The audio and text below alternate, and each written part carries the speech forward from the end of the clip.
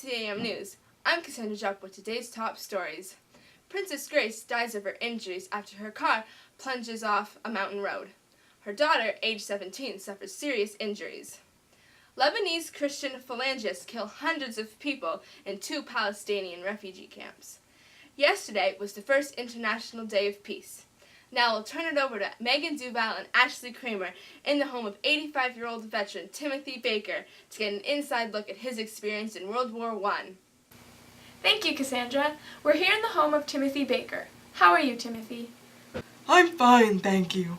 So tell us, Timothy, where did you serve? I served in the Canadian Forces when I was 20 years old in 1917. I was thrown right out into the Western Front when I first arrived. And which battle was that? The battle started the day I was put into the trenches on July 31st, 1917, and ended on November 6th the same year. And what was the goal of the battle?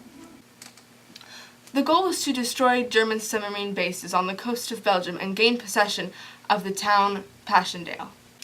The level of British ship losses would prevent British from sustaining the war up until 1918. What were the conditions like in the trenches?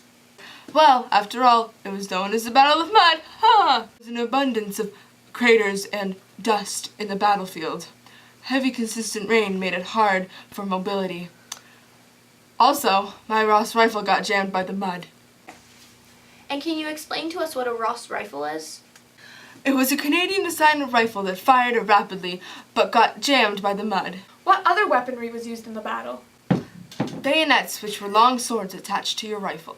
Howitzers with fired shells about 100 pounds in weight. Colt machine guns and mortars, which were small howitzers controlled by 1 or 2 men. So was it just the Canadians fighting in this battle, or were there other forces as well? The Canadians were fighting alongside the British Expeditionary Forces. Tell us of your experience during the duration of the battle. There was an Allied bombardment of 4 million shells from July 16th to the 31st. I arrived on the 31st when the battle began. We were given orders to begin moving forward at 4:50 a.m. in heavy rain. The left wing of the attack achieved its objective, but the right wing failed. Then there was a time of boredom, just a normal day in the trenches.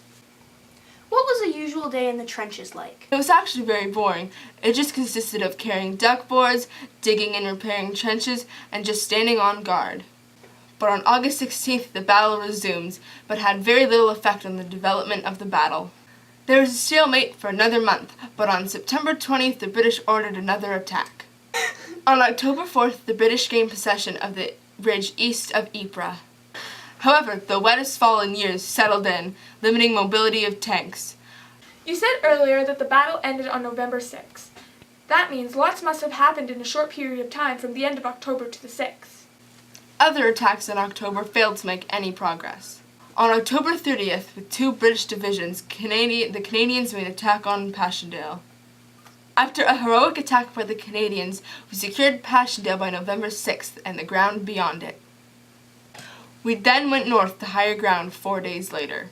The casualties and deaths of Canadians reached 15,000. Despite the casualties, in your opinion, was this a great accomplishment for Canada? Passchendaele was proudly added to the list of splendid engagements on the colors of Canada. Well, that's all we have time for tonight. Thank you, Timothy, and back to Cassandra in the studio. Stay tuned after the break for a segment on how to make the perfect mashed potatoes with Chef Pedro.